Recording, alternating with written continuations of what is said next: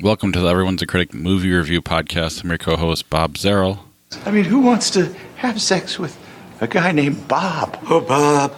Just doesn't sound right. Oh, Bob. Bob. Oh, Bob. Oh, Bob. Oh, Bob. Bob.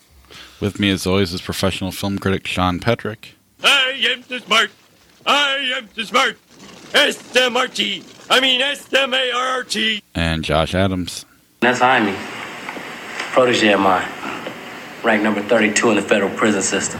32? That's right. Out of what, 20? Visit us at ihatecritics.net, everyone'sacriticpodcast.com. We're on Facebook. Our Twitter and Instagram handles are CriticsPod. There you can participate in our movie fights, top fives, see the movies that are turning 30, Sean's reviews, general discussion. We also are at Apple Podcasts, Google Podcasts, Spotify, Stitcher, all your podcatchers. Subscribe to the show, rate and review the show.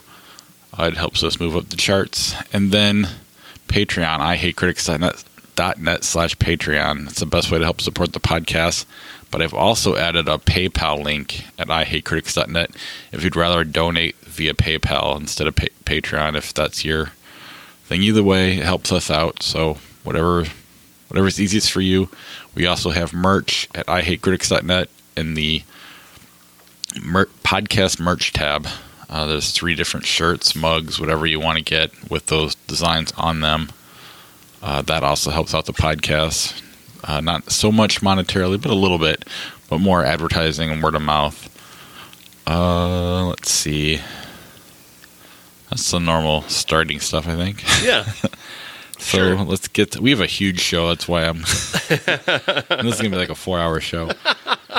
So we have one trailer for you, and it is Us, Jordan Peele's new movie. Yeah, with Lupita Nyong'o. Tremendous actress and really great-looking trailer. Really surprising and shocking. It reminded me a little bit of Hereditary in some ways, and that's always a good thing for me anyway. Yeah, I mean, I thought Strangers a little bit, but then it went its own. It just even more artistic than that was. That's just pure scary. This one, there's more depth to this one. At least it appears that way from the trailer. I can't wait. The fact that I don't know what it's about is exciting. Yeah, that would be my angle too. I have no idea what the movie's about, and as a result, that's somehow more intriguing. I don't know. Plus, Jordan Peele's last movie, anything that he does going forward, I'm kind of intrigued with because of how unabashedly original that was. Yeah.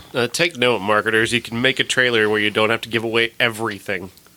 Take note, studios. You can let people be creative and do something outside of the norm. No, they need to satisfy their stockholders first. They need to make sure that it makes the requisite amount of money or they won't fund it. Yeah, but I'm excited about this one. It'll be a nice breath of fresh air. But in terms of any news, really, other than Kevin Spacey's creepy, his trailer was way more creepy than Us.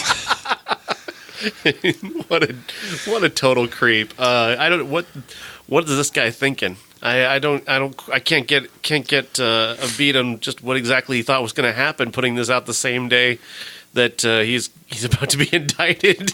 But he like halfway addresses it in the video. It's weird. I haven't watched the most recent seasons of House of Cards, so I have no idea where his character is supposed to be, other than I guess I heard that he's dead, because that was actually in a Netflix promo. His wife standing over his grave. So I don't know how he thinks he's coming back from that. Or this. Maybe it's a Dave situation, and that there's a lookalike, you know. But that, I mean, as a guy that called Kevin Spacey his favorite actor for roughly a decade or so, this is pretty much about the worst possible thing that could happen. It would be as if Ryan Sandberg went out and murdered somebody and was on trial. You know, it's one of those feelings of initial pride coming back on you, and yeah, it's awful, and I feel bad for the victims in this case, but my own personal feelings took a hit when he was accused. Oh yeah, I'm with you. At one point, I don't know if it was a full decade, but I definitely called him my favorite actor for a period. Have you seen there's a YouTube video now of somebody who's doing like director's commentary on the video, going over the advice that he was trying to give him when he's doing it. It's fantastic. And there's so many memes, so many of the people on Twitter just making this into a massive meme. He just looks like a total jackass. I can't believe this is real. Like, it is. When I saw it, I thought I honestly didn't think it was. Like, when I first saw Kevin Spacey trending on Twitter, I'm like, what is this about?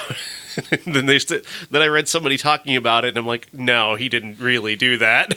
And he did. But I saw it. Anyway. To the point where one of our favorite writers, Nathan Rabin, is going to do a My World of Flops on Kevin Spacey.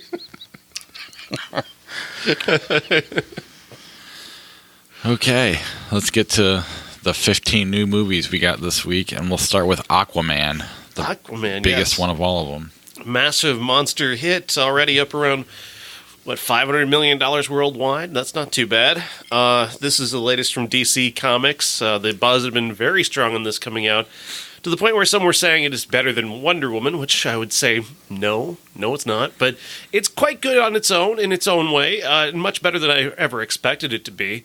This is not an origin story, which is nice. We do get kind of an origin story, but it's mostly just a story about him returning to Atlantis for the first time and essentially trying to reclaim the throne very, very reluctantly from his brother, played by Patrick Wilson. Of course, he's pushed to this by Amber Heard, who's his kind of love interest. And, there's a lot of big action, lots of silliness, lots of goofiness, and I really enjoyed the silly side of Aquaman. That's really the best part of it for me. James Wan is really good at big, silly, stupid action, as he showed with the Fast and the Furious movies, and he makes this one big and silly and colorful and exciting. It worked for me. It worked well enough that I liked it. It's definitely more impressive than I expected it to be upon announcement, and knowing Jason Momoa as an actor doesn't have a whole lot of range. He plays a note, and he just plays it ad nauseum. And that's okay if you like Jason Momoa, which I kind of do, as he is. I just took Aquaman and DC Comics a little bit more seriously than what I purported Momoa to be. But they've surrounded him, as they have with Henry Cavill before him, etc., with a strong supporting cast, especially Nicole Kidman. She's so very needed in this movie. She grounds it in particular scenes. She's fierce in scenes, and Willem Dafoe for that matter too. He's not usually his creepy weird self. He's a supportive character here who's doing something behind the scenes. Amber Heard is really the one doing everything behind the scenes in this film. But the visuals are really, really cool. I got the sense of both deep water, which is something that I fear, and it gets me hooked when I'm looking at it on screen, and also of a real world underneath the water. So it doesn't look ridiculous, which is the whole fear of Aquaman going in. And so that is an accomplishment all on its own. Is it resonant like Wonder Woman, or I would say even Batman versus Superman?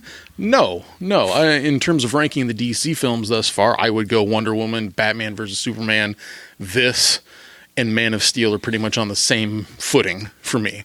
I think that Man of Steel has a good. Every time I watch it, it gets better. I think Aquaman will have good rewatchability. I think that's really all that we needed out of this. And I guess if there's anything to be slightly disappointed in, it would be that although we're asking these superhero films to be good on their own and to not have to rely on other stories, it would have been interesting to know how the rest of the superhero team that we're aware of is reacting to what's going on to Aquaman. It would have been nice to see Superman show up at some point. Or the scene in Man of Steel, I think it was, where... no, maybe it's Batman versus Superman, where they discover the kryptonite at the bottom of the Indian Ocean because of all of the world engine from Man of Steel and whatnot. That was supposed to be the thing that got Aquaman into the foray. They've completely ignored that part. So we've got our first instance of DC comic films not retconning, but ignoring something that they were supposed to revisit. I'm happy with it. I think that's really all that I could ask for, that it's not a disappointment. Yeah, I would say in terms of rewatchability, it's probably the most rewatchable, other than the fact that it's super freaking long. 2.5 hours. But I mean, it plays like your silly action movie, Lethal Weapon, when we were, that kind of thing. And for that, it succeeds. And, Jason Momoa plays one note, but that note is badass, and he does that well. So to have Aquaman be the most badass character in the DC universe is kind of weird, but it works. It turns around the memes a little bit, I guess. And there's also a giant octopus that plays the drums. That's pretty cool. That's true. Yeah. That reminded me of some Baby Einstein videos. Reminded me of Little Mermaid. Yeah, that too, of course. It's funny because a lot of other people were saying it was reminding them of Mad Max. Yeah, interesting. Yeah, that's right. But I mean, it's definitely, they did a good job. It's making money, and it's just not, I don't know, it's not a groundbreaking movie by any means. No, not at all. I don't think it was supposed to be, though. I think it's supposed to be Fast and Furious in the water. Right. I enjoyed this far more than the one Fast and Furious movie that I saw, but I was only 22 years old, different person. Maybe I should watch this. Well, no, I'm not going to. Well, and I don't know about you, but I'm not a car guy at all. So there is nothing for me in the Fast and Furious movies, so it's not even fun. There's one car movie. It's Bullet. That's it. That's all I really care about. But, yeah. I like Death Proof a little bit, I guess. Vanishing was pretty good, if I remember right. But anyway, we can move on to another car movie, I suppose. Bumblebee. Yeah, I love Bumblebee. Bumblebee's awesome. This is the first time I've seen a good Transformers movie. I never thought they could actually do that. But then I've never seen a Transformer movie that wasn't made by Michael Bay, who's just a complete hack who doesn't know how to direct a movie. And this is like the proof of concept on that, because somebody else has taken the thing that he's been working on for so very long and actually done it right. The story is set in 1987. Bumblebee is sent to Earth by Optimus Prime to be its protector. He arrives on Earth and encounters a military group led by John Cena and a Decepticon that followed him to Earth, who he gets into a big fight with and leaves him beaten and battered and without his memory. Eventually, he shuts down and becomes a broken down bug. Who's discovered by Haley Steinfeld, who rebuilds him and puts him back together, and suddenly he's alive again. But he doesn't know who he is. And there's a journey of discovery going on, and it's really a lovely story. It's really well made. It's you actually can see the transform in the way that you're supposed to see a transformer transform. You actually get to see it when they're fighting. You can actually see the action taking place. You can actually make out which character is doing what for the first time. It's not just this clattering cacophony of chaos. It's this actual fight scene that's happening. It's really awesome. And John Cena's pretty fantastic in this movie. He's got a great character. He's kind of a villain, kind of a hero. I really loved this movie. Haley Steinfeld is fantastic. She is such a great character, and the way she humanizes Bumblebee and makes him feel so real. She's just amazing. I really love this movie. Did you get a chance to see it? No, tried to, but apparently don't ever plan a wedding around Christmas time, because then if you have a side gig as a podcast guy that sees movies, you'll just never do it. But I like your little phrase there. It's alliteration at its best, and you ran right through that. Clattering cacophony of chaos. Very nice. I always use that when I talk about Transformers. As well you should. Yeah, it's just a silly little action movie. But it's so much. I don't know. Like, I can't decide if it's that good or the other Transformers are that bad. I do like it more than Aquaman. I think it's more watchable than Aquaman. It's shorter. I like the use of music versus score. I thought Aquaman. I didn't have a problem with Aquaman's score per se, but I really liked the way Bumblebee used popular music in moments where I thought Aquaman could have. Mm-hmm. But it's more rewatchable, I would say, for sure. What bothers me about it is that I wish this was the very first one they ever made. Yeah, if it was the only Transformers movie, how great would that be? And I mean, I look at the beginning of the movie. There's a little bit of that craziness where it's kind of fast and shaky cam, and you can't totally understand what's going on. But it kind of works here because there's actually a tension there. I think, I feel like if I watch it again, I'll understand the tension more. Yeah. I'm pulling the other Transformers when I'm watching it for the first time, like thinking, okay, I don't know if this is a great start. But as I get away from it, I'm thinking it does kind of work, the cluster, because there's a lot of tension there. And the way that Travis Knight, is that his name? The way he directs it is so much more, I don't know, everything just means more. And you're right, Haley Steinfeld just really holds this movie together, and John Cena gets to essentially play Aquaman. Jason, he plays the badass. Yeah. And he's funny without being funny. I don't know. He's just. I'm curious if they do the G.I. Joe thing. Right. I'm okay if they. I don't know. You still have to have the right people doing it. But then at the same time, I go back to my whole. But I want these people making. Us and Hereditary and other movies that A24 is doing. Another Kubo and the Two Strings. Right. Instead of, just like Brie Larson's doing. I'm sure Captain Marvel will be great, but I want to see Brie Larson do 3 small movies that year instead of 1 huge movie or 2 huge movies. There's a lot of laughs in this movie. That's what I really love. This has got, unlike Transformers, which was just a tone-deaf black hole of humor, this is actually a very funny movie. There's a line that John Cena has that is one of the funniest things I've heard all year. He's talking about Decepticons, and he's like, it's literally in their name, Decepticon. Oh, great. But the way he delivers it isn't perfect. cheesy. I mean, it works for the movie. She uses a Smith song, or Bumblebee uses a Smith song as a punchline at one point, which is fantastic. The end fight scene is phenomenal. What a great job amping up the tension in that moment. It was great. I wonder if the fact that it's such a smaller scale movie that makes it so they could have made it so it made more sense. I don't know. Yeah, if there were more Transformers in it, I think it would get as noisy and stupid as what Michael Bay does. Because at some point, I mean, can you make it without it getting noisy and stupid if you have that many Transformers in it? I don't know. I wonder. But I don't know. I kind of want to see Travis Knight try now. I'd go back and give it another shot for sure. But then again, how did this movie do? It didn't do about 40, 50 million. That's not. There. That's about where it tracked at least a month or two ago. So at least it met their expectations. And I think it may have a little bit of staying power because the critical response as well as the fan response has been stronger than it definitely was expected to be, as well as better than any of the Transformers films. Even the fan score was much higher than the Transformers franchise.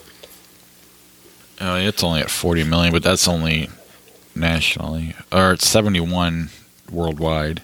Yeah, I don't know if that. I don't know if you're Paramount and you're looking at that going, that's enough.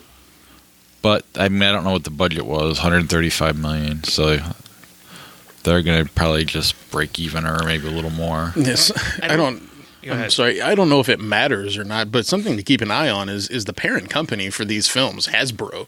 They had a rough 2018. I'm unfortunately or fortunately, depending on how you look at it, up on that news.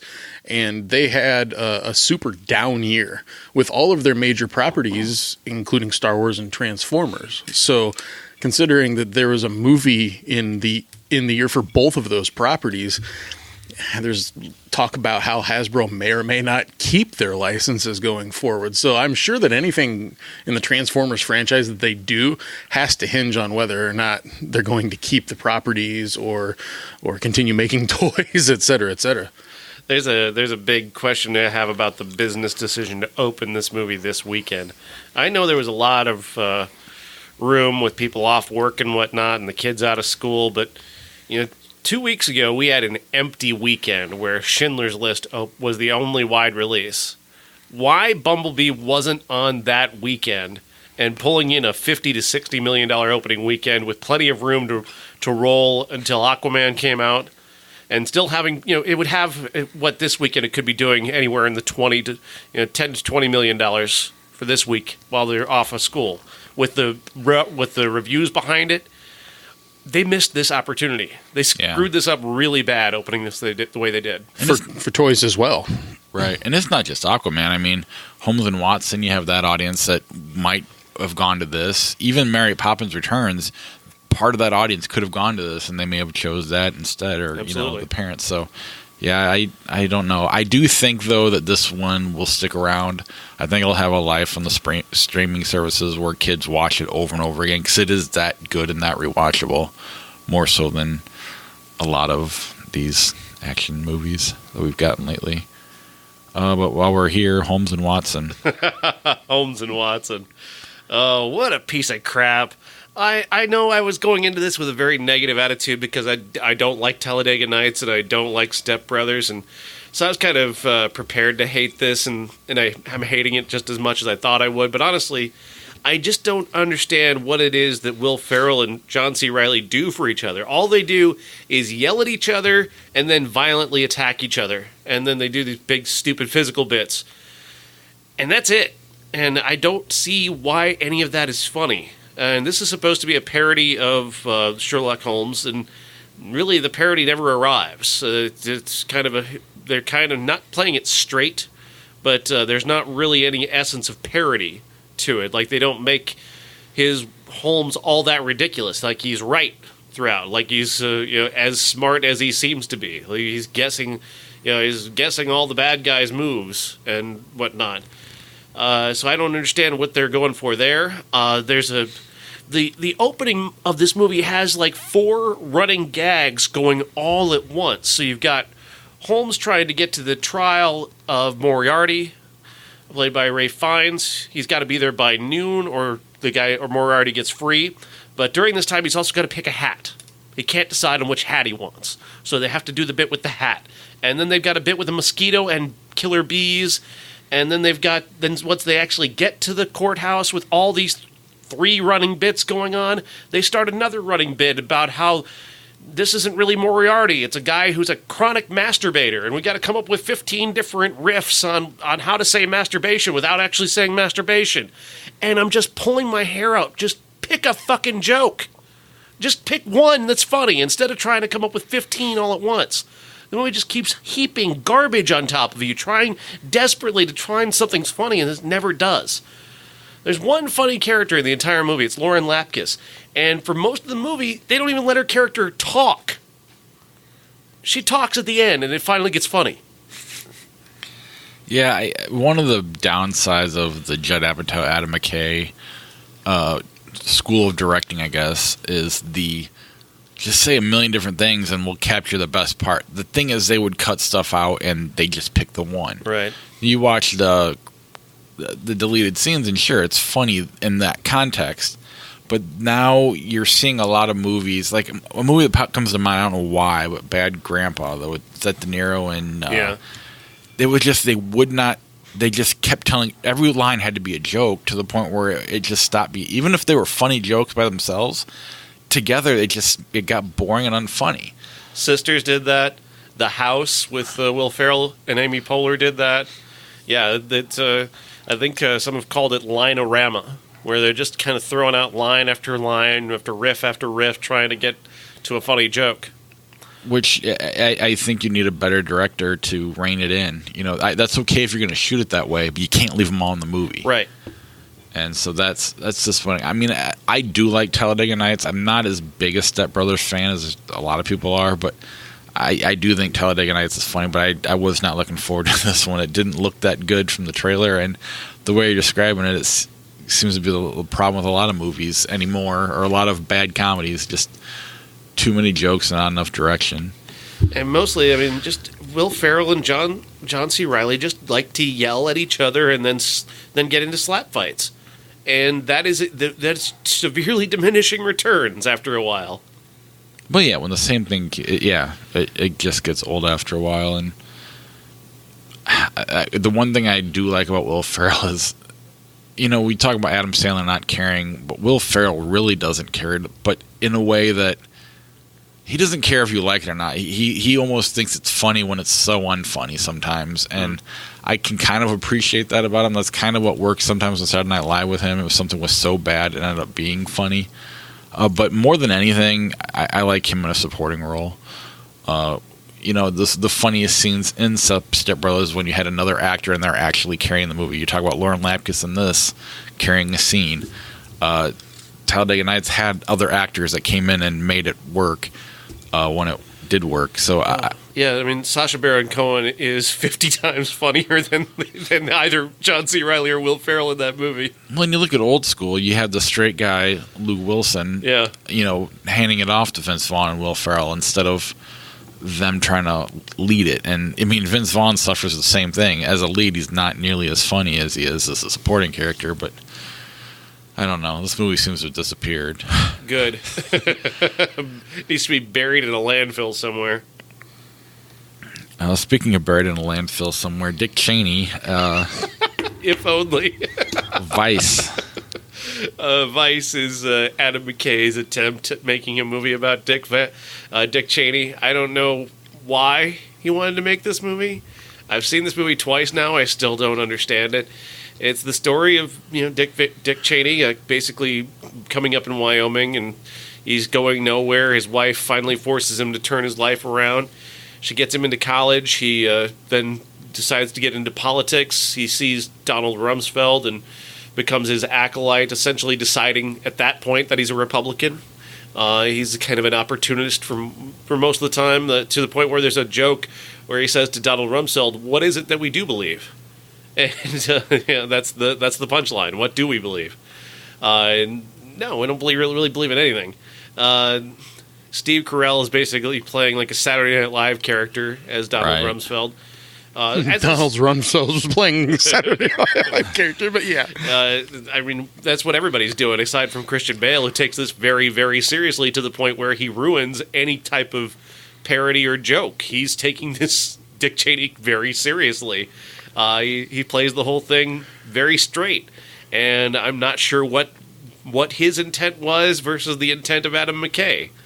Not that he makes him appealing, because there's nothing appealing about Dick Cheney, but he at least plays it so straight and so realistic that, yeah, he's a bastard, but he's a pretty average bastard.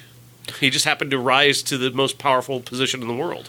Yeah, for me, I guess I thought everybody was taking it seriously but Steve Carell, which still, either way, it doesn't work because of there's not a consistency. And did you see it yet, Josh? Nope. There's not a consistency in the acting. I think Christian Bale is really good, and I think Amy Adams is good. I think Sam Rockwell's good. He's hardly in it. Yeah. They talk about, you show all the clips in the trailer, basically. But I really kind of felt like this was just Fox News for liberals. We don't know what's true, what's not true. Mm-hmm. It's definitely you're picking your audience and going, I'm going all in here.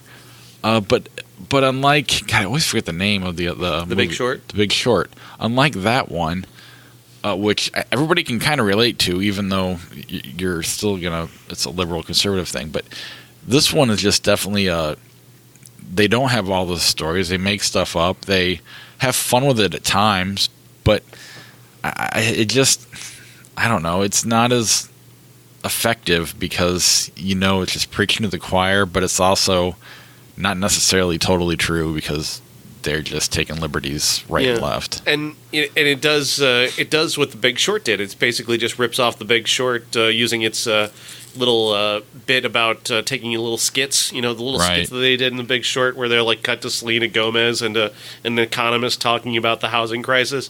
Well, here instead they do like Dick Cheney and Lynn Cheney speaking in Shakespearean language about his decision to run for vice president, or they'll do a bit where Alfred Molina comes on as a waiter and is helping them decide what types of torture they think should be legal and how they can make it legal.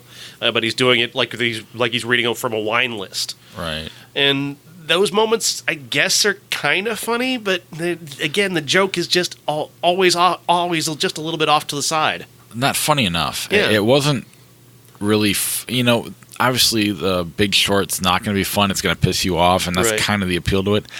This doesn't really do either, because if you really follow politics, they're taking liberties, so you can't totally get behind the movie. But at the same time, it's not that fun either. It's kind of fun here and there, but it's not fun enough. Yeah, and it's also it's kind of insulting. Right. And Big Short kind of was as well. Like, the only way you're going to listen to economics is if I put Margot Robbie in a bathtub. Then you're going to listen to economics.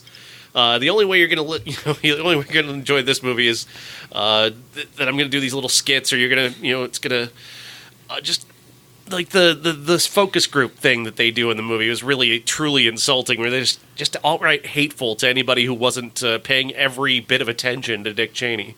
But with The Big Short, though, people weren't paying attention. Yeah. And so there was actually a point to that. Right. And here is just kind of like, again, I don't know. At the same time, though, Christian Bale's fantastic. I mean, he is Dick Cheney.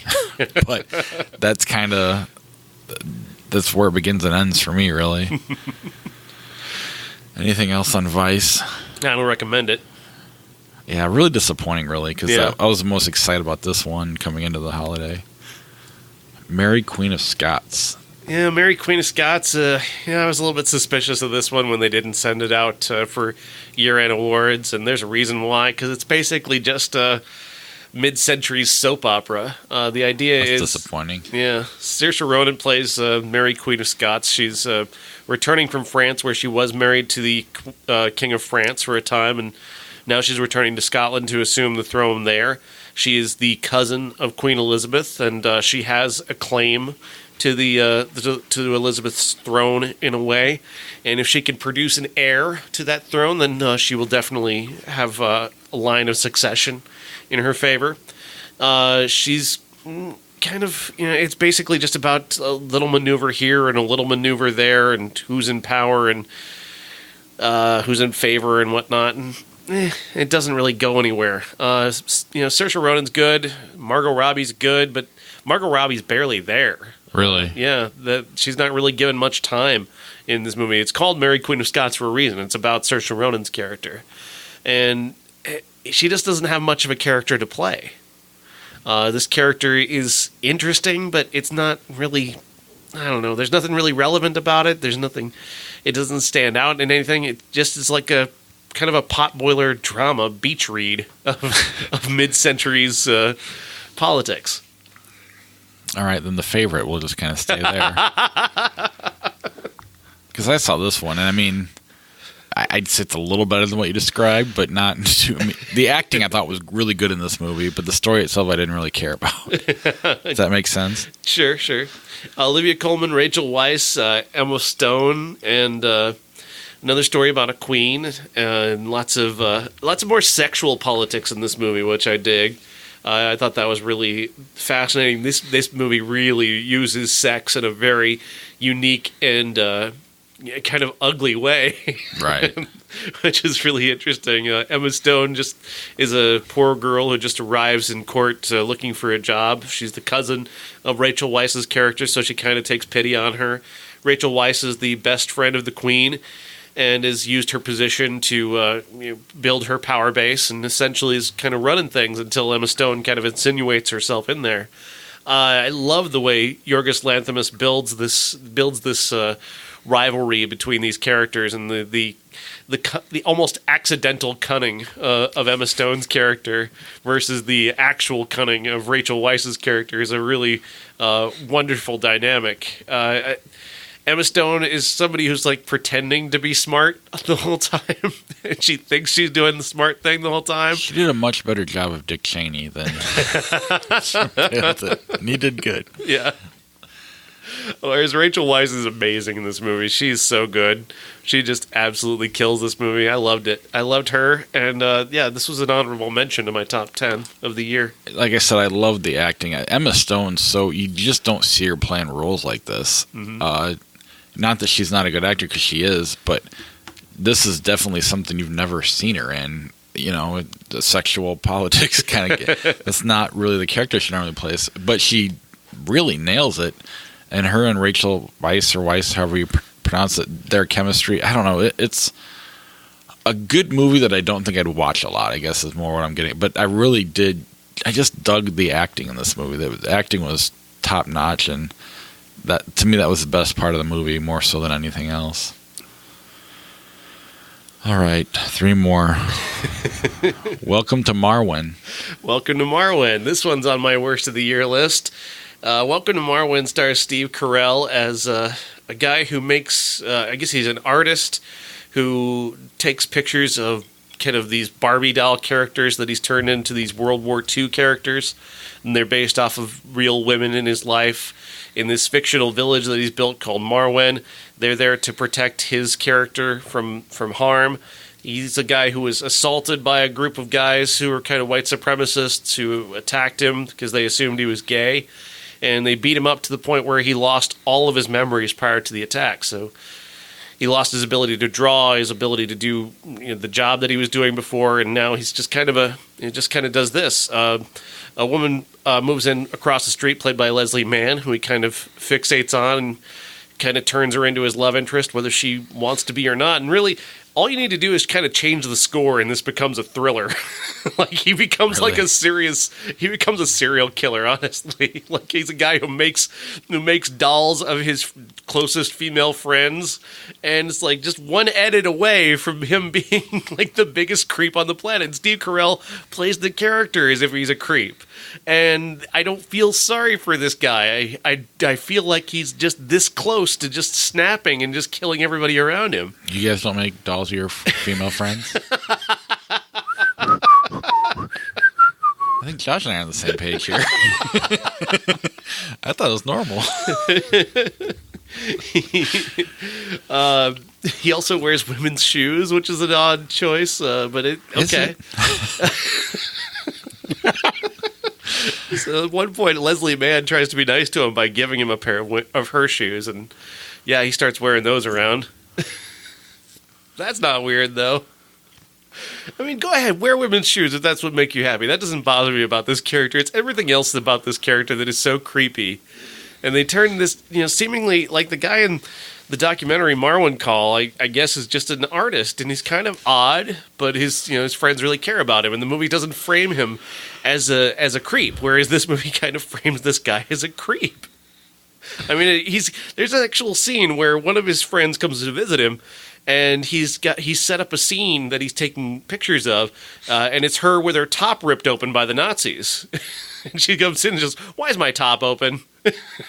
It's like, oh, you're so funny. That's not weird at all. Boys will be boys. Who doesn't strip their Barbie that looks like their close friend and put them in rape scenes and in their art? I mean, who doesn't do that, right? I mean, I don't do the rape scene thing, but Right. Princess Leia played many characters when I was young. So did Scarlet from the G.I. Joe line. that is kind of a creepy idea of what. Honestly, though, I mean, you just need to change the score of this movie and it becomes a thriller. It becomes a creepy thriller. So whose fault is it? Zemeckis? Zemeckis, absolutely. He doesn't know what he's doing here. He's so focused on the cool technology that brings these dolls to life and has them act out scenes that I don't think he really gives a fuck about what Carell's doing. That's not good. It always seems like he's on the verge of trying to do something new or innovative when it comes to film, but it seems like his stories have gone by the wayside in recent years. And it seems like, based on what you've talked about with Zemeckis, that you would agree that anything post Back to the Future, post Roger Rabbit even would be no. And I anything in the 2000s, pretty much, yeah. I mean, What Lies Beneath was fun at times, Half but of a really fascinating bad movie. yeah.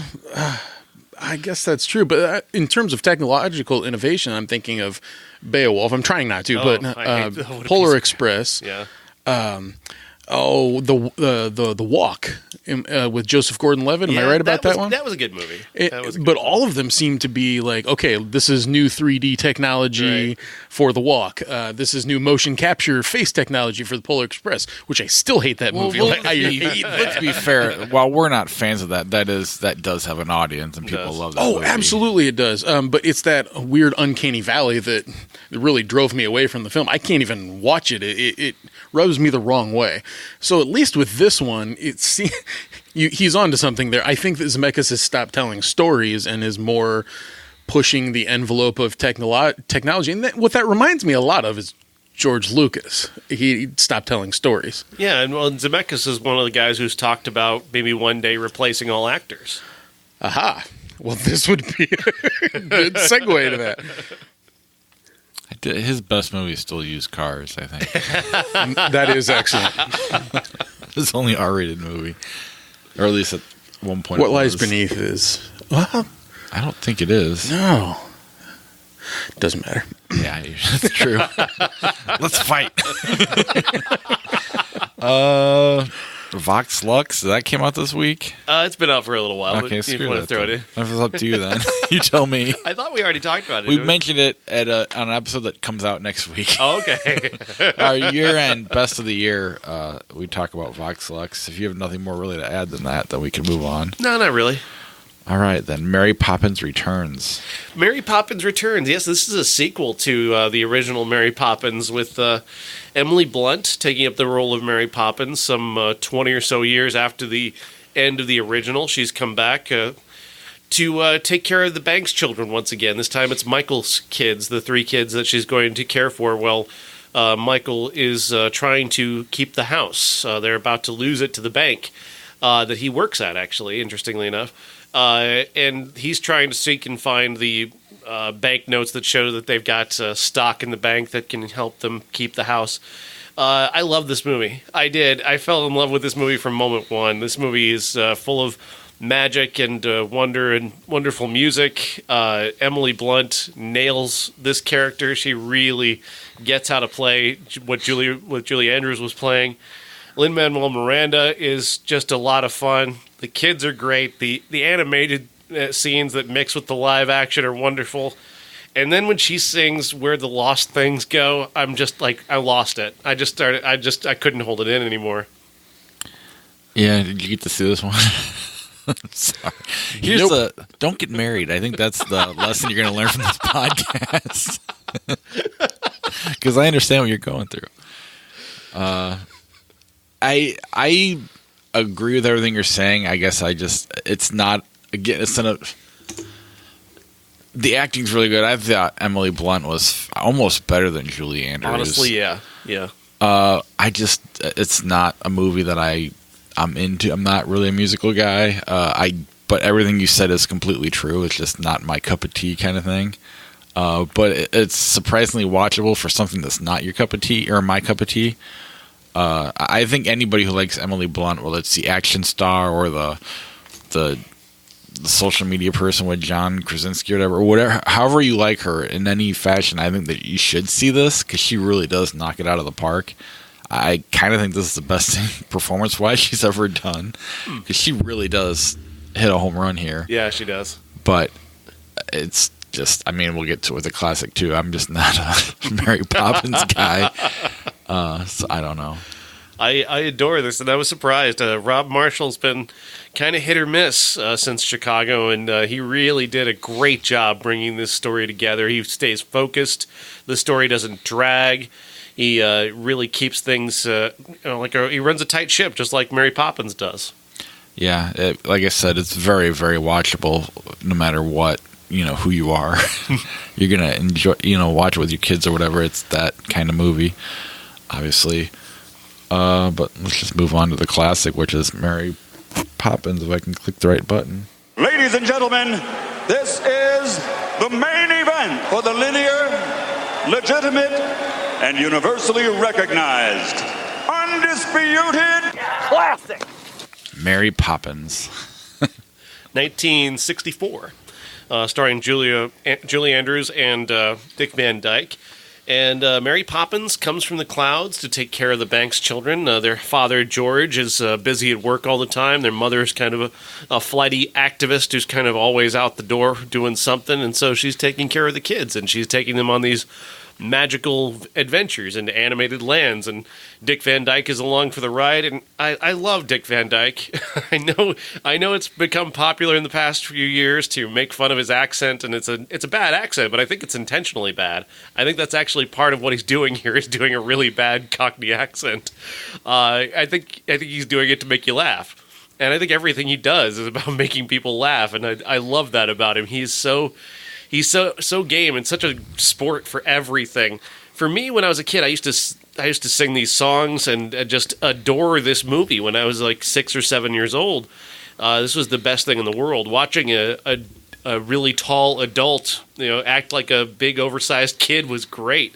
When he did the penguin dance when I was a kid, I mean, it just knocked me on the floor. That's the funniest at the time when I was a little child. That was the funniest thing I'd ever seen. And it remains just as adorable as ever for me. I really loved watching this again. It took me back to being a child, and I still can't spell supercalifragilisticexpialidocious, but I tried. But that song's still in your head. It is. I mean, since we've all seen that movie, it never leaves your head. At some point every year, that song pops up in your head. And, I mean, I guess that's something to say for the movie. Yeah. The songs stand the test of time, good or bad. Well, I haven't seen this in at least 30 plus years. So therefore, it was like coming to it for the first time and knowing full well how I feel about musical numbers and Disney films and Julie Andrews films, for all that matter. It has nothing to do with Julie Andrews. She's a sublimely talented individual with a wonderful voice. Of all of the musicals that I could watch, her voice is outstanding, and I love listening to her dulcet tones.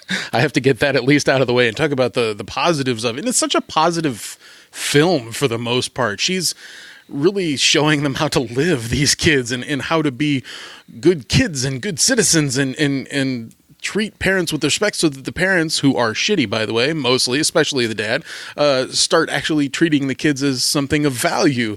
And of course, the dad ends up getting it, I suppose. But there's a point in the film in which we've gone through Spoonful of Sugar, which of course has resonated through my head many, many times throughout the years. I eat a lot of sugar. Then there's supercalifragilisticexpialidocious. I took it as a challenge when I was in grade school to spell that word. And I ended up as a spelling bee guy because I loved to be able to take that challenge on. It was the one thing I could really visualize and do. So this film really, it started to bring back a lot of memories of grade school, like second, third grade when I was watching this movie. That was kind of neat and nostalgic. Then about an hour and 15 minutes into the film, we get into a song about tuppence in a bird. I forgot about this. At first, I thought that Julie Andrews was saying toppins, like just a toppins, and I'm like, you guys know that I don't hear that well, but I thought she was saying toppins. But then the very next effing song is also about that, but Mr. Banks enunciates it much clearer, at least in song form, than Julie Andrews did. So I heard that he was saying tuppence. Then I'm trying to figure out, well, what is tuppence, okay? It's been explained to me that it's like 2 bits, Okay, save up your 2 bits and then you can get that. But at about the 75th time that they mentioned the word tuppence, I checked out. Fully checked out. I said, hold on a second. I'm going to give this movie another chance because it's free. I'm watching it with completely open-minded sensibilities. I got an hour and 15 minutes into it before I started getting grumpy. I said, let me fast forward to the end and see how it goes. And if I think I like it, then I'll go back and watch the rest of it, okay? I wanted to be honest with myself that I was having a hard time getting through that scene. So I fast forward it. The very first word out of somebody's mouth is Mr. Banks saying tuppence, and I turned it immediately off. I don't know what it is about this cutesy need to include proper terms in songs, and it reminded me of what I disliked about Sound of Music and disliked about West Side Story, and that's not fair to these films. It's not. It's just me and my personal sensibilities and how I hate hearing certain things over and over and over again. There are other lyrics. So I'm sorry, Mary Poppins. You are clearly a classic that has lasted 50 years. You're a wonderful film, and I can't watch you ever again. Bob? I kind of understand what you're saying. It's like, I need a little negativity. Just give me something dark. I'm definitely not the most cynical person in the world, but just stop saying it. But I mean, to everybody's point, certain things, like I forgot, I don't know why I forgot, but a spoonful of sugar. Every time I take medicine, I think about this stupid song, and I'm not proud of that. But it pops in your freaking head all the damn time, and that's something to be said about this movie. It has definitely stood the test of time, and I don't know, my son watched it at school all week long, and then I offered to take him to see the sequel, and he was like, no, I'm good. While saying he liked it enough, I think he liked not having to have class to watch it, but he followed it and got it and enjoyed it enough, but had no interest in part 2. I don't know. But I think part 2 is better, personally. Yeah, I agree. I must ask, fellas. Dick Van Dyke's in it, yes. Oh, no, not interested in that part. Your angle on him in his egregious accent being part of his character, I bought that too. I figured that was definitely a choice because no one can be that bad at an accent and have them actually publish what he did, okay? At some point he decided on that and they were cool with it. Do they say tuppence in the new film? Because if that's the case, I'm just writing it off right now. I don't want to watch it if they say the goddamn word. No, I don't think so. Yes! I don't remember. If they do, it's not enough to piss you off. Excellent. Maybe I'll watch it in Spanish. I mean, if you like Emily Blunt, that alone is worth. I do. That's more of a joke than anything. Well, no, I know, but that's kind of the one for someone like me who really isn't into this type of positivity. I'm not into this life-affirming family film stuff. Emily Blunt is worth the price. I mean, Lin-Manuel Miranda, he's really great too. In a lot of ways, like The Favorite.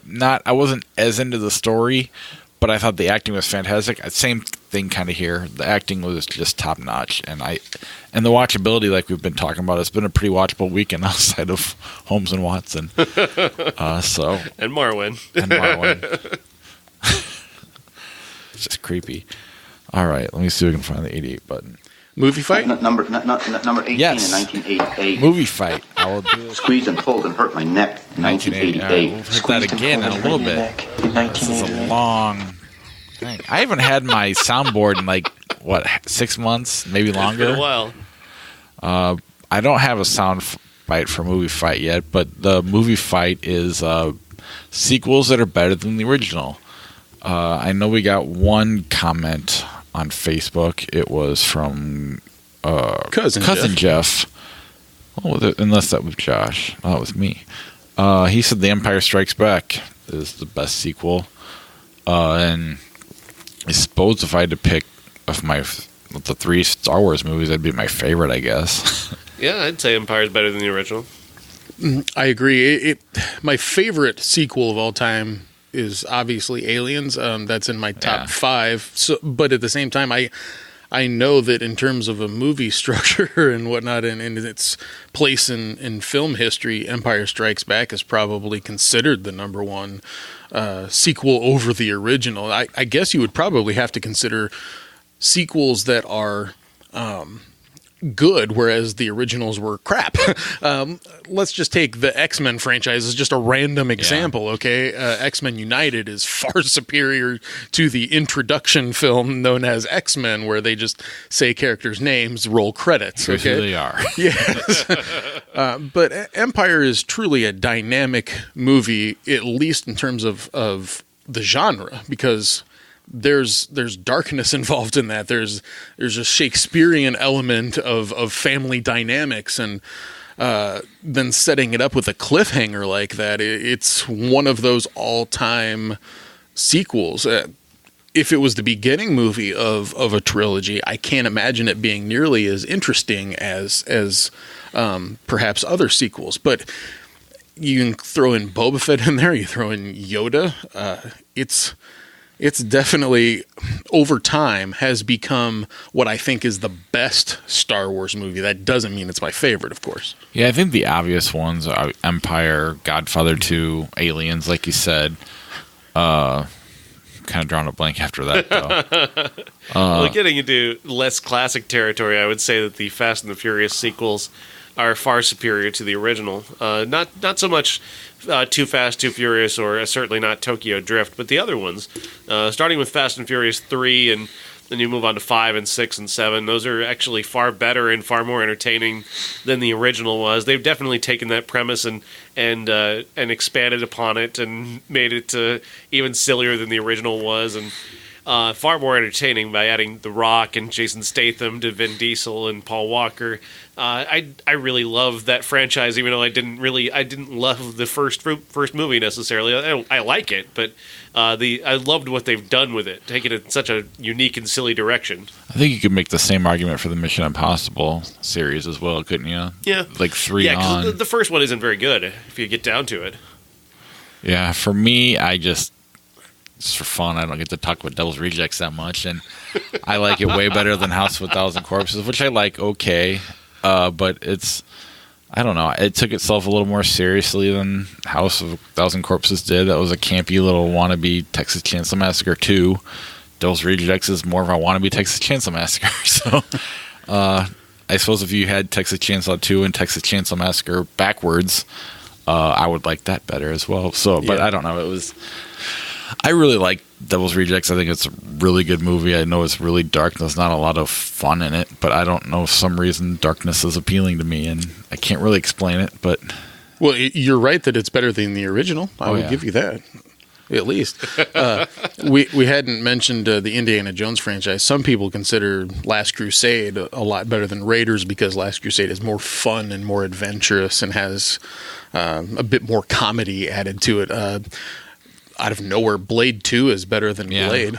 Although I really like a lot of Blade as well. Blade 2 is awesome, though. Yeah, I would definitely go there. Spider-Man 2 is better than the original Spider-Man by far. That movie is amazing. Spider-Man's good, but Spider-Man 2 really turned that franchise into something. It really made Spider-Man for me. Yeah. Would you guys, as Raimi fans, take Evil Dead or Army of Darkness over the original? I would take Evil Dead 2 Evil as Dead the 2. ultimate. But that's almost a remake because they didn't have the rights. I mean, you look at the Lord of the Rings movies, and even with the Godfather, like 1 and 2 are so good Godfather-wise that they're almost like a continuation. And I guess with the Lord of the Rings, I kind of feel the same way. Not that they're as good as that, but I just kind of look at it as one long-ass movie, if that makes sense, rather than one being better than the other. I completely agree with you. That's why it didn't. Of course, I considered it in looking at lists and whatnot, but it's the third part of a long. I said that the word "long" came out too long because I don't want to give any negative connotation to the Lord of the Rings films, but it's kind of the third part to an extended film. Yeah. I would say the Saw franchise qualifies as well. I think the Saw franchise gets better after the first one. The first one's good. It's a great start, but then the second one almost feels like it's the beginning of the franchise. Yeah, I guess I'd argue that the second one's a little worse, but the third one, I didn't like part 2. I think 2 and 3 are like movies they had they had scripts for that they turn into Saw movies, and then like 4, 5, and 6 they brought in the guys who won like Project Greenlight and had them write the rest of the Saw franchise. But everybody who was involved with the Saw franchise, like the writers especially, were definitely involved. Not from the beginning, but they were consulting with Lee Whannell. Oh yeah, they were definitely consulting. It was all part of an ongoing story, and they kept handing it off to people who were involved in the previous one. Well, I know for a fact Part 3 was another movie that they turned into Saw. And I think 2 was as well. But again, you're right. They worked with them to make it work. And something that I didn't include, too, that I think deserves mention, but the way that all of the comic book movies work, especially as part of larger ideas, The Dark Knight is better than Batman Begins to me, but then again, how many Batman movies have you had up until that point? And is that the 6th Batman film? Is it the 7th, if you include the 60s one? In that trilogy, yes, it's the second part, but not starting from scratch, we already know so much about Batman. I kind of disqualified it for me. Yeah, I suppose you could argue that. Look, I might like Batman Begins better the more I think about it, but to each their own, I guess. All right, let's try this again. Number 18 in 1988. Squeezed and pulled and hurt my neck in 1988. Squeezed and pulled and hurt your neck in 1988. We had a lot of movies, new movies. We have a lot of 88 movies, too. Now, I'm not positive. I kind of did this on my own because normally I let Josh do it. Mm-hmm. But we may have talked about some of these. I think Watchers, the Corey Haim movie, moved up. We did talk about that before. I left that off. You can lead it if you want.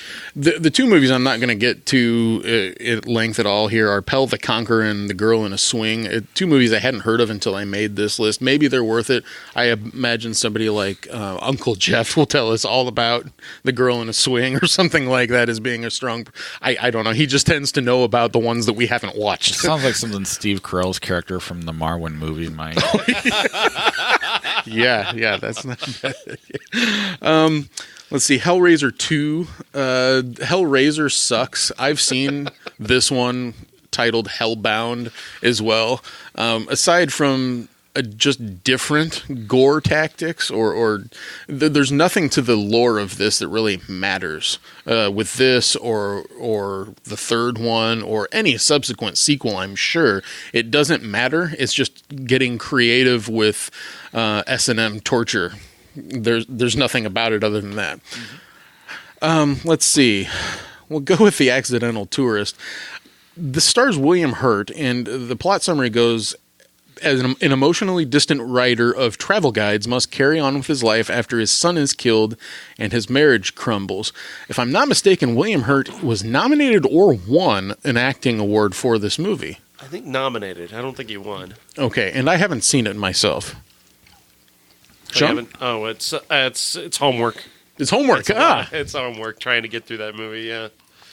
It sounds like something that Neil Simon would have written. I doubt that he did, but The Accidental Tourist, for some reason, it just comes into my head as a quirky Neil Simon comedy. Then you read the plot summary, not so much. It's the kind of movie that moms watched. Oy. I'm surprised I haven't seen it. Speaking of mom movies, beaches, shall we? Sean, did you ever know that you're my hero? Oh my God, go fuck yourself. Bob, everything I wish I could be. That's really all I know about this movie. And that women really like to see it. Women my mom's age really, really wanted to see this one and talked about it afterwards as a tearjerker in the same vein of Steel Magnolias, Fried Green Tomatoes later on, as it is an important film for them. Now, Barbara Hershey and Bette Midler are the leads in this one. I wanted to watch it this week to see what the fuss was all about. There's no way that was going to happen. So, if either of you seen Beaches... My mom has. Oh, I was really hoping that Bob would see. I mean, I'm sure it's been on when I've been in the house. I have no memory of seeing it, but that doesn't mean I haven't.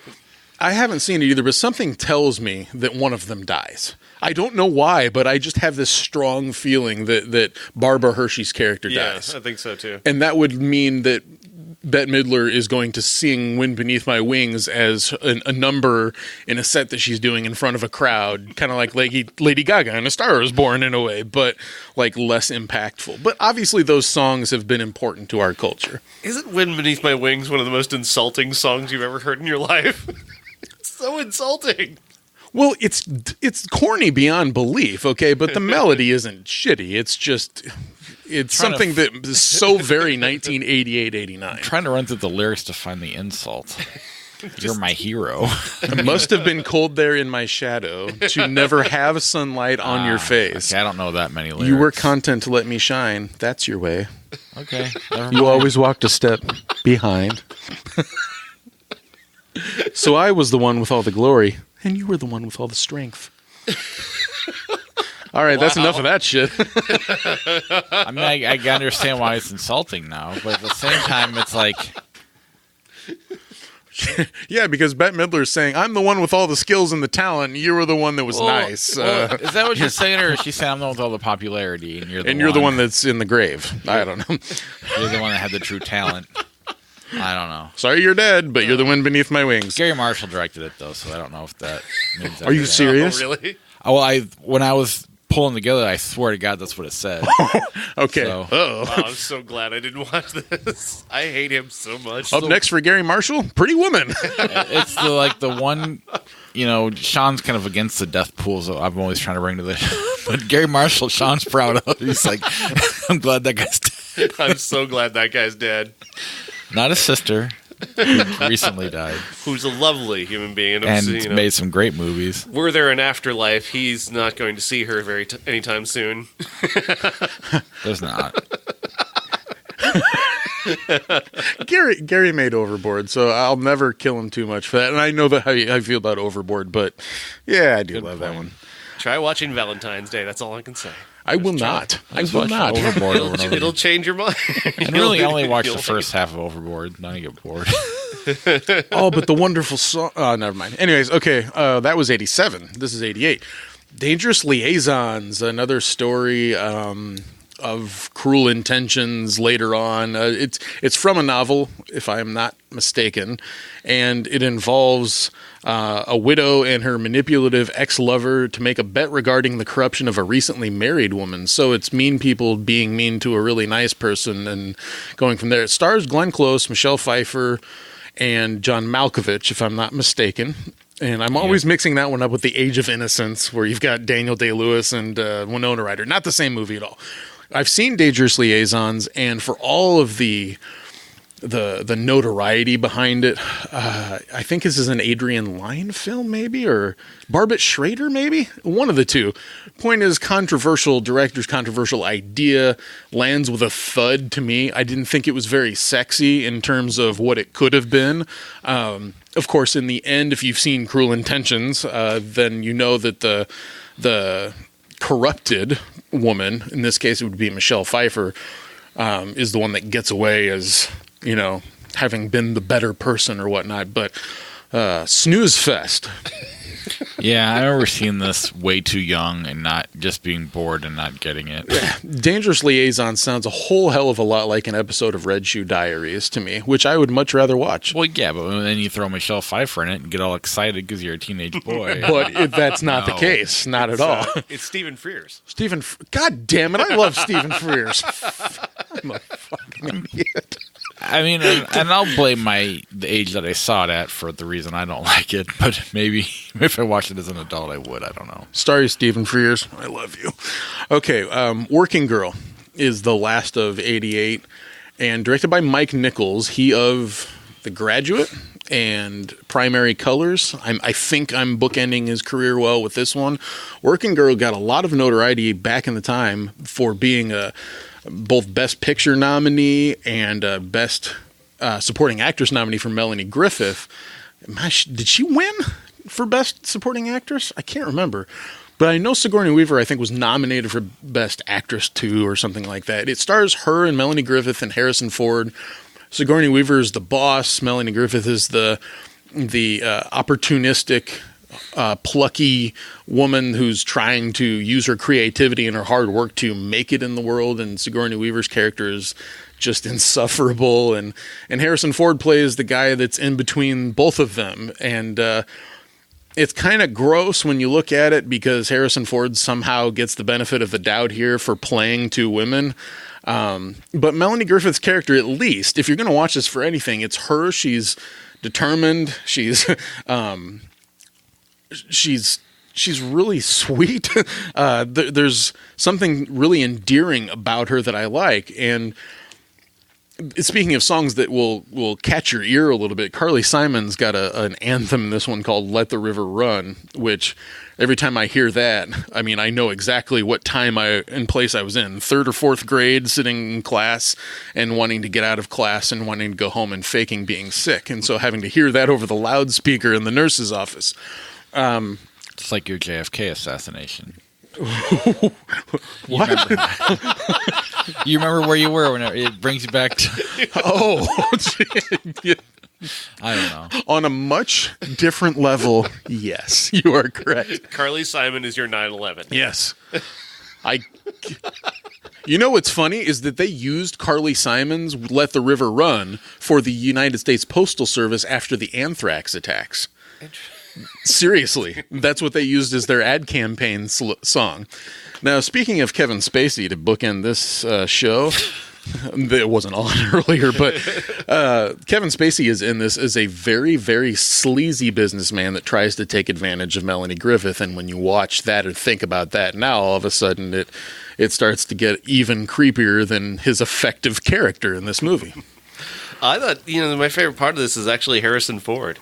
Harrison Ford is really great in this movie. He's really charming, and he's a really complicated character, and kind of that spiky sort of Harrison Ford kind of character, but also with a lot of charm. And you could see why women would just fall over themselves to get to this guy. He's got that kind of appeal to him in this movie, and he's also quite funny in this movie. It was in terms of an acting performance, this and The Fugitive and Witness are the three movies that I hold them up on high for in terms of performances. But I had a hard time when I saw this for the first time liking his character, because it's like, well, it's really clear that you shouldn't play with Melanie Griffith here. I mean, if you're going to be Harrison Ford, the guy I like, stop playing this guy that's kind of a player. I get it. He's a high stakes businessman, what have you, but yeah. I haven't seen Witness yet, but I kind of look at Harrison Ford the same way you look at Jason Momoa. It's kind of a one note. Oh, I understand why, because he relegated himself to a particular type of movie after, say, 1988. Well, and even Han Solo and Indiana Jones are similar, the way absolutely. And then everybody he played after that are kind of in that same vein. I think he has a lot he speaks less in Witness and in The Fugitive and in this one, and says more with what he's doing, not on screen per se with his words. Is a supporting character really in this movie. He's better at it. Joan Cusack and Sigourney Weaver nominated for Best Supporting Actress. Neither one of them won. And she was nominated for Girls in the Mist too, wasn't she? Yes, she was. Huh. Probably why she didn't win. Too many nominations. Well, she should have won in '86, but we've already talked about that. No, she shouldn't have been nominated. Come on, it's an action movie. She was nominated. I know, she shouldn't have been. Oh, come on. She was. I watched the winner, the Children of a Lesser God movie. She was better than Marlee Matlin. That was still a great performance. We all watched Aliens together. I know. It's not like I don't think about it a lot or anything. That's his 9/11. Landed with a big old thud. Like a hot dump on a cold day. All right. I apologize. I need to quit apologizing. Next week, as far as I can tell, we only have the Escape Room. There's a shot a couple small movies may come our way. Because of that, we're going to do a Netflix challenge. I know for a fact, was it Bird Box? Is that what it's called? Yeah, with Sandra Bullock. That's going to be one of the three movies, and Josh and I'll come up with the other two. But we'll have, so that way we can kind of fill the show a little bit more. Plus, we need a break from all these Oscar contenders. And I don't know. I'm not getting married, so I've had the opportunity to go and sit and it's exhausting watching movies. Believe it or not, it's almost work. I don't know. I mean, I can kind of understand when there are movies like this, yeah. Because this year our Academy Award movies this year aren't very good. I think because as will be evidenced by our upcoming Best of the Year list, the movies that there's probably one movie on all of our lists that's guaranteed a shot, and that's BlacKkKlansman. Does that have a shot? It's got a good shot at this point. If you were to look at our list, which you'll see next week, I think that would be our favorite combined movie. I think it was in all three of ours. It was in all three of ours. You gonna do the math on that, or? Pretty sure, because Stars Born is not in yours, and that was Josh's one, my two, and then Hereditary was not in Josh's, and that was spoiler alert. Our 1 and 1. Well, it's kind of obvious if you can listen to the show at all, all year long. But yeah, so I think BlacKkKlansman's our combined favorite movie. But I think if you look at my list, a lot of the stuff that I saw early on before I started drowning myself with all this, the first movie I watched kind of in award season was the Ethan Hawke movie, First Reformed. And then I nothing's really compared to that in terms of the season for me. So I don't know. I mean, you saw what we talked about. The Favorite's really good, but to me, it's more acting than a movie. I don't know. And Vice is a massive disappointment. Yeah. Mary Poppins at least has an outside shot for Emily Blunt, but that's... And the actresses this year, again, are... I don't even know who I'd pick. I think my personal favorite would be Charlize Theron and Tully, but I could see Nicole Kidman getting it for whatever she did. Destroyer. Emily Blunt's fantastic. I mean, there's a lot of people that deserve it, but I don't know. Toni Collette in Hereditary. Yeah, I don't know. Hell of a year for the females. I don't know who I'd pick for the males. I think I'd lean Ethan Hawke, but I suppose Christian Bale's got a shot. John David Washington. What movie is that? Black Klansman. Oh, Adam yeah. Driver. Oh, both yeah. of them. I would support that. I'd be all for that. I don't know. I'd be surprised if that movie got as much love, but maybe it will. It's the one that's got of the group of movies that we talked about, or we're going to talk about on that show. Black Klansman's got both a Golden Globe nomination and a Critics' Choice nomination, and SAG nominations as well. What about A Star Is Born? I could see that cleaning up. Yeah, it's in there. To me, that's the safe bet. That's probably going to win Best Picture. All right. But I dismiss it because it wasn't on my list. I know. It was an honorable mention on my list.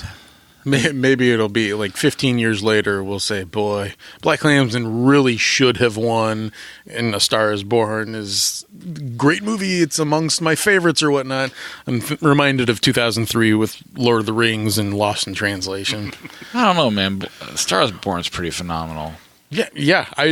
I'm listening to what critics say about it versus what people say about it, and there's not a wide gap or anything like that. It's more a matter of I think, love, and really, really good. I think Hereditary is going to be the one that's... Yeah. I think the unfortunate thing for Black Klansman, it is much more divisive than A Star Is Born, which is a movie that's a lot easier for a large group of people to coalesce around. I agree. But yeah, so, and then I guess we can do a top 5. I guess it's my week to pick, I suppose. We'll do top 5 movies looking forward to in 2019. 2019 should be a big year for us, hopefully. I have goals in mind. I'm trying to keep track this year, so we're not falling behind on classics and stuff. And Josh and I both turned 40.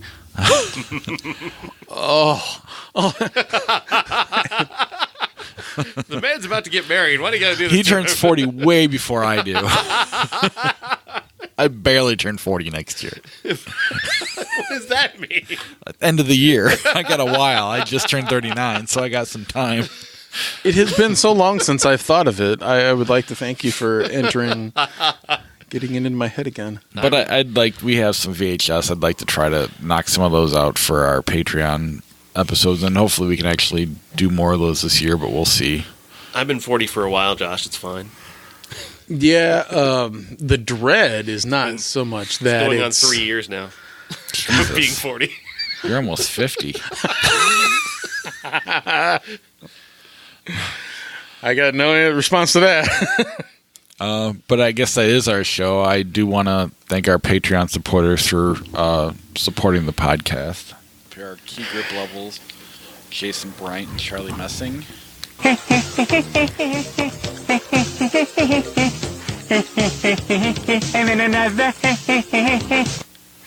Our character actors: Cousin Jeff, Christina Cato, and Josh Paul. I think this is the beginning of a beautiful friendship. Our special effects level: Sarah Ward and Corey from Ivy Envy. May the force be with you. Our associate producer is Jason from New Mexico. Everybody has to eat shaving cream once in a while. And our movie stars are Uncle Jeff and Dave Sievers. I want the truth! You can't handle the truth! If you want to be a Patreon supporter, head over to ihatecritics.net/Patreon. We also have the PayPal link if you'd rather do that as well. And don't forget our merch. If you want a mug, a pillow, a shirt, whatever, we have 3 designs up there right now. Hopefully we can... It'd be nice to add like one a month next year. But again, we say things that's hard to follow through. My son wore his shirt yesterday with clear pride, and it fit him well and everything. So we'll see if it makes it to school, though. That's the real test. Teacher makes him put it inside out. This is offensive. Is that thumb flipping me off? No. It doesn't say hate on it. I listen to that podcast. They're terrible. They put me to sleep. It's a review I got today from somebody. Really? It wasn't bad, but it helped me fall asleep. Hey, that's a good thing. I fall asleep to podcasts just about every night. No, I agree. There's a comfort level there that's nice to fall asleep that way. But anyway, that is our show. Let's see. I guess we have a little time for Flick Chart unless Josh needs to go home, but we'll find out after the credits. No. That ought to do it. Thanks very much, Ray. And we're the three best friends that anybody could have. We're the three best friends that anyone could have. We're the three best friends that anyone can have. And we'll never, ever, ever, ever, ever leave each other. We're the best three friends that anybody could have. I mean the three best friends that anybody could have. That's right, the three best friends. Say, I forgot to tell you during the show. The guys, Netflix is trying to buy me off on Roma. They sent me a Roma pillow, like a pillow just that says Roma, which is a great pillow, really comfortable. And now they're sending me a signed poster, actually signed by Alfonso Cuarón. Oh, and really? framed. Signed and framed. Wow. Yeah, they're trying to buy my vote. Is there dog shit on the poster? Thank you. I was trying to figure out a way to phrase it, but you did well. I hope not. It's just nothing but dog shit and the signature above it. Or like in white Sharpie on it. Are you going to consider that for your streaming challenge? I might as well. I mean, I'm trying not to make this work because that's where I'm at now. I'm sure you have other things on your mind, but I'm exhausted. So, but I want to watch that Bird Box movie, so that'll be a reason to watch it. And we do have a little more time. But My review of Bird Box is already on our page if you want to take a look at it. And I had a friend, Corey, told me he watched it last night, and he wouldn't tell me what he thought. He told me what his wife thought. She liked it. You want to have some fun? Go on Twitter and search Bird Box. It's hilarious. Is it bad? Twitter loves this movie to the point where like the people are tweeting about the characters by their name. By name, they're tweeting about these characters in the movie. Just tweeting and bird in the same sentence is weird to me. Yeah, this movie is creating a lot of memes. My wife started watching it, and I was not seeing what she was watching, but I could hear it, and I was like, oh my God, that sounds like the worst acting I've ever heard in my life. Now, I don't know what was on screen, but it sounded really bad from where I was at. But we'll see. I still kind of want to see it. Panic Room or Jarhead? I mean, do you like mediocre or do you like mediocre with Fincher? I'll go mediocre Fincher. Mediocre with a side of Fincher, yes. Really cool title sequences, too. Yeah. Terror Train, which I don't think I've seen, 1980. I don't know that one. All right, we'll refresh that because we do want to talk about the second one. Oh, man. Poor Josh. The Apartment or Lord of the Rings, Return of the King. The Apartment. Yeah, Return of the King. A Terror Train would have probably lost. But we had to refresh. Mr. Deeds or Taken? Taken. Kind of want to see them both in the same movie. Adam Sandler playing the No. Neeson character? No, I want Adam Sandler as Mr. Deeds' character and Liam Neeson's character. It's one of the movies coexisting. Oh, I would love to see like Liam Neeson takes the needles and jams them into Mr. Deeds. That would be great. Into his toe, and then it's black and it doesn't feel anything, just like in the movie. I don't have a problem with Mr. Deeds. The Avengers or the Black Dahlia? Which Avengers? The Avengers. 2012. Not the Ralph Fiennes? No. The Marvel, the first one. As much as I like the Avengers, I am actually going to go with Black Dahlia because that is one of the great underrated movies of the past 2 decades. I do remember your affinity for that. Avengers wins it for me just because. For simply watchability purposes, I'll go with Avengers. Black Dahlia, I do remember liking. I kind of feel like I need to see it again because I need that recency bias to really put it above a watchable movie. Dawn of the Dead or Fear and Loathing in Las Vegas? Which Dawn of the Dead? 78. Dawn of the Dead. I will too, despite Fear and Loathing's occasional interesting. Yeah, the recency bias on that should work too. But we They're also, both recent. yeah, it's Dawn of the Dead. Role models or Emperor's New Groove? Role models. Role models. Yeah, I like role models, but at the same time, it kind of ruined Zack and Miri Make a Porno. Because it came out a week after. And they released Zack and Miri on Halloween night. Yeah. So it was a failure. Seth Rogen's first flop. Machete Kills or Eagle Eye? Eagle Eye. Eagle Eye. Machete. Oh, Machete Kills is Machete awful. movies. Ugh. I like the trailer okay. But then they had to make full movies out of them. It's kind of the one good thing about the Grindhouse movie not working was we didn't get Thanksgiving and thanks God. Women of the Thank God. SS and all that. Ugh. Super Bad or Anaconda? Super bad. You can take it. It's okay. Anaconda would be fun bad if it wasn't for John Voight at the end with his thumbs up or whatever he did. Or his, yeah, it's super bad. Lucky number 11 or State and Maine? Ooh, those are two really good movies. State and Maine is Mammoth, and it's a comedy. I'm going to go State and Maine.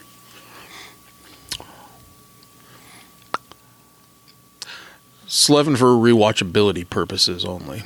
I agree, but I like both movies, but I agree. Slevin. Although I haven't really rewatched it that much, but Why would you? How does that movie come up at all? Really? only on I love Flickchart. it, Yeah, I'm a fan of the movie, but it never comes up. Christmas Story or future classic Serenity? Serenity. Fuck A Christmas Story. I haven't seen Serenity, but fuck A Christmas Story. Movie. Butch Cassidy and the Sundance Kid or The Illusionist? The Illusionist. The Illusionist. It's Butch Cassidy for me, but I'm not that married to it. When Harry Met Sally or Taxi Driver? Taxi Driver. Taxi Driver. Although I once again quoted When Harry Met Sally this week. Sean showed me a podcast. They're doing Rocky. I can't remember the name of it. With Unspooled with Paul Scheer and Amy Nicholson. I didn't even pick up on the fact that both Rocky and in Taxi Driver they say "You talking to me? You talking to me?"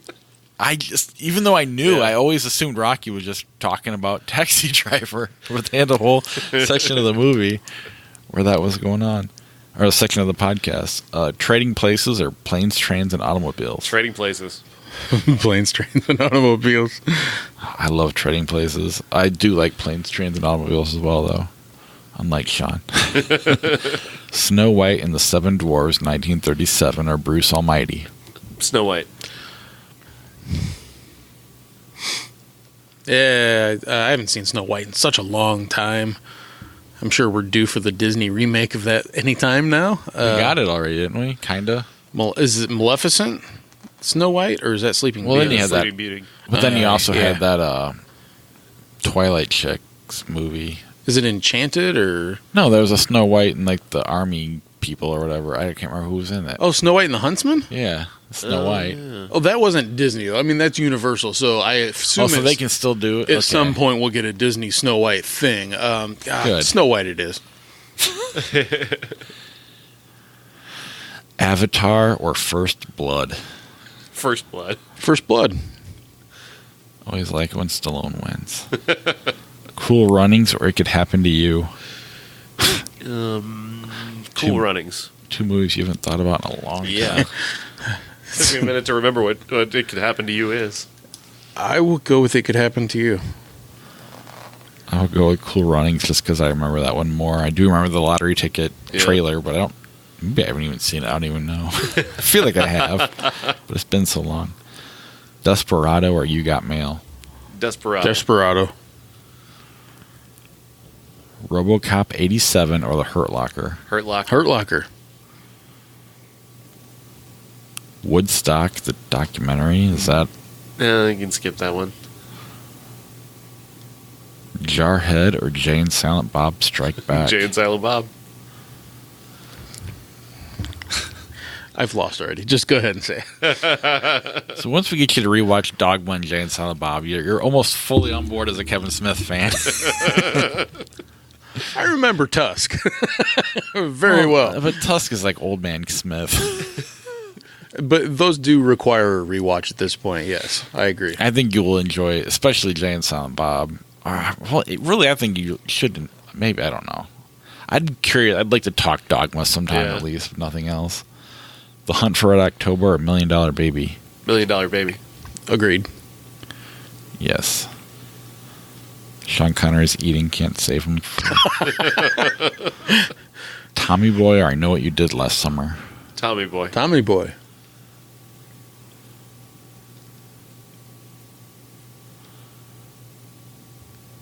Closer or The Chronicles of Riddick?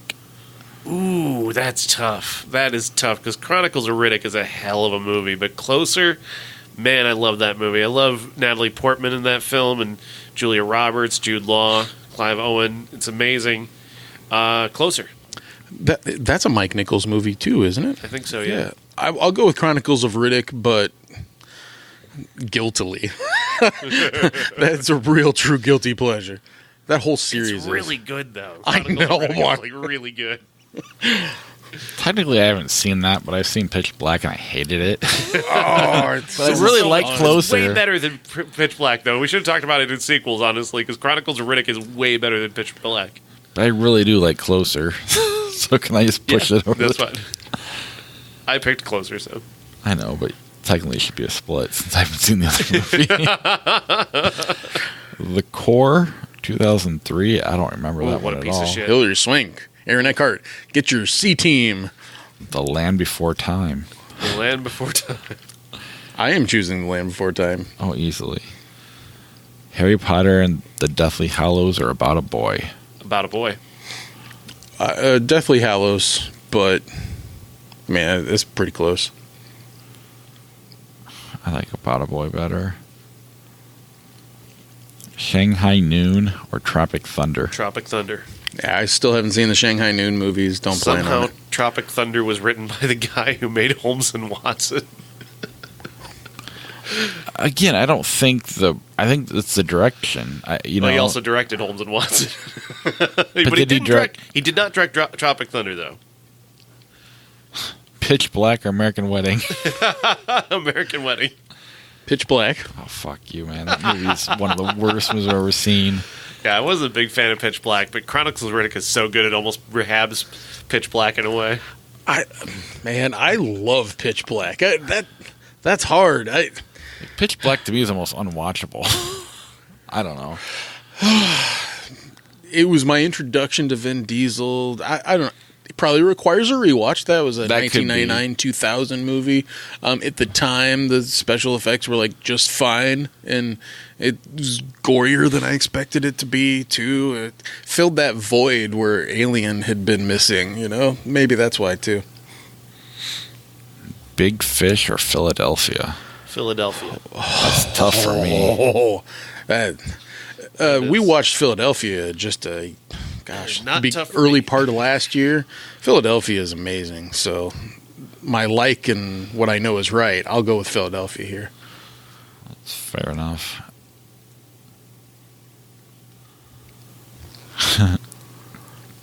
Ran, 1985. You know what that is? It's an anime film, if I'm not mistaken. Are you guys familiar with it? No. I am, but not. You guys aren't. So okay, we're doing this then. This will be our final one. Crash, 2004, Academy Award winner. Halloween 5, The Revenge of Michael Myers. It's Halloween 5 all the way.